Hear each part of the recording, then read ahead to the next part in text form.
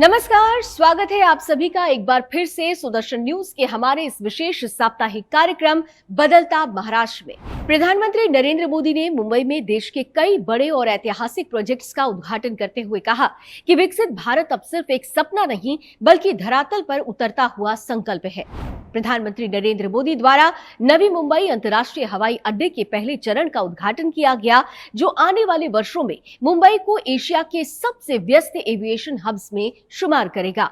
इस एयरपोर्ट से न केवल मुंबई की हवाई यातायात की क्षमता दोगुनी होगी बल्कि लाखों युवाओं के लिए रोजगार के अवसर भी पैदा होंगे।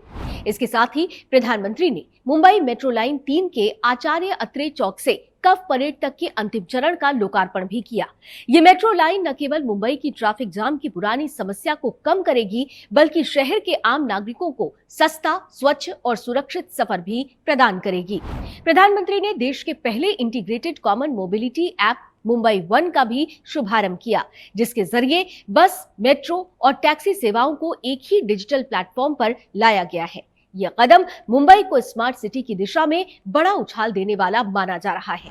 युवा सशक्तिकरण के मोर्चे पर भी एक बड़ी घोषणा की गई है। राज्य के 419 आईटीआई और 141 तकनीकी संस्थानों में 2506 नए बैचों के जरिए रोजगार श्रम अल्पकालिक कोर्सेज शुरू किए गए हैं। प्रधानमंत्री ने कहा कि ये पहल युवाओं को नई तकनीक, नई सोच और नए अवसरों से जोड़ने की दिशा में क्रांतिकारी कदम साबित होगा। प्राकृतिक आपदाओं और भारी वर्षा से प्रभावित किसानों के लिए महाराष्ट्र सरकार ने एक अभूतपूर्व राहत पैकेज की घोषणा की है। मुख्यमंत्री देवेंद्र फडणवीस ने मंत्रिमंडल के साथ बैठक के उपरांत बताया कि राज्य सरकार किसानों को 31,628 करोड़ रुपए की प्रत्यक्ष सहायता प्रदान करेगी, जबकि इसके अतिरिक्त 16 से 18,000 करोड़ रुपए की राशि फसल बीमा के रूप में दी जाएगी। इस पैकेज में जो जिनकी मृत्यु हुई है उनको मदद है, जख्मी है उनको मदद है, जो हॉस्पिटलाइज्ड है उनको मदद है, एक इमीडिएट मदद के रूप में 10,000 रुपया लोगों को है, जो दुकान वाले हैं उनको 50,000 रुपए तक की मदद है। इसमें जो घर गिर गए उनको नए सिरे से घर बनाने के लिए मदद करेंगे। उसके साथ साथ जिनका घर का थोड़ा नुकसान हुआ है, पूरे गिरे नहीं है, उनको भी हम लोग कंपेंसेशन दे रहे हैं। जो मवेशियों को रखने के लिए शेड होता है उसके लिए भी हम लोग मदद करने वाले हैं। महाराष्ट्र के ठाणे स्थित डॉक्टर काशीनाथ घाणेकर नाट्य गृह में उप मुख्यमंत्री एवं ठाणे जिले के पालक मंत्री एकनाथ शिंदे की उपस्थिति में महाडा कोंकण मंडल लॉटरी 2025 का भव्य आयोजन संपन्न हुआ। इस अवसर पर 5,354 आवासों और 77 भूखंडों की बिक्री के लिए पूर्णतः कंप्यूटराइज्ड और पारदर्शी लॉटरी प्रक्रिया संपन्न की गई। कार्यक्रम को संबोधित करते हुए उप मुख्यमंत्री शिंदे ने कहा कि ये लॉटरी प्रक्रिया पूरी तरह निष्पक्ष और तकनीक आधारित पद्धति से पूरी की गई है, जिससे महाडा के प्रति नागरिकों का विश्वास और अधिक दृढ़ हुआ है। उन्होंने बताया कि 5,354 घरों के लिए कुल 1,84,994 आवेदन प्राप्त हुए हैं, जो महाडा की विश्वसनीयता, निर्माण गुणवत्ता और किफायती दरों में जनता के बढ़ते भरोसे का स्पष्ट प्रमाण है।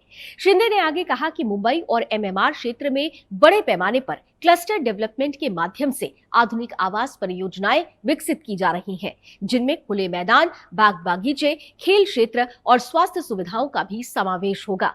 यह अभिनव योजना न केवल भारत में बल्कि विश्व स्तर पर पहली बार महाराष्ट्र में लागू की जा रही है, जो राज्य को आवास विकास के क्षेत्र में एक नई पहचान दिलाएगी। उप मुख्यमंत्री अजीत पवार की अध्यक्षता में सह्याद्री अतिथि गृह में नासिक फिल्म सिटी परियोजना को लेकर एक महत्वपूर्ण बैठक आयोजित हुई। बैठक में उप मुख्यमंत्री अजीत पवार ने कहा कि नासिक भारतीय सिनेमा के जनक दादा साहेब फाल्के की जन्मभूमि होने के नाते फिल्म उद्योग स्थापना के लिए सबसे उपयुक्त स्थान है। उन्होंने बताया कि ये पहल केवल सांस्कृतिक पहचान का सम्मान नहीं बल्कि आर्थिक प्रगति, पर्यटन संवर्धन और क्षेत्रीय विकास की दिशा में एक बड़ा कदम साबित होगी। नासिक की उत्कृष्ट सड़क, रेल और हवाई संपर्क सुविधाएं तथा कुंभ मेले के दौरान विकसित मजबूत आधारभूत संरचना इसे फिल्म सिटी निर्माण के लिए पूरी तरह से सक्षम बनाती है। इस परियोजना की तकनीकी व्यवहारिकता का परीक्षण करने हेतु एक विशेषज्ञ परामर्श संस्था की नियुक्ति भी की गई है। उप मुख्यमंत्री पवार ने निर्देश दिए कि उसकी परामर्श रिपोर्ट प्राप्त होने के बाद निष्कर्षों के आधार पर एक अद्यतन प्रस्ताव तैयार कर इस योजना पर शीघ्र कार्यवाही की जाए। आज के बदलता महाराष्ट्र में केवल इतना ही। महाराष्ट्र में हो रहे विकास कार्यों की नवीन जानकारी के साथ अगली सप्ताह एक बार फिर आपसे भेंट होगी इसी समय सुदर्शन न्यूज पर। तब तक के लिए लावनी विनीत को दीजिए अनुमति। जय महाराष्ट्र, जय हिंद।